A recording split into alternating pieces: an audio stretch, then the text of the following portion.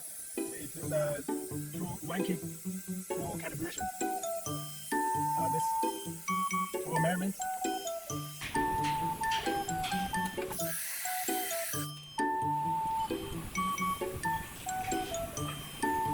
Second step, we do the workpiece setting.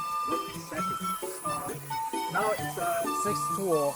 We need to use the first tool to set the workpiece.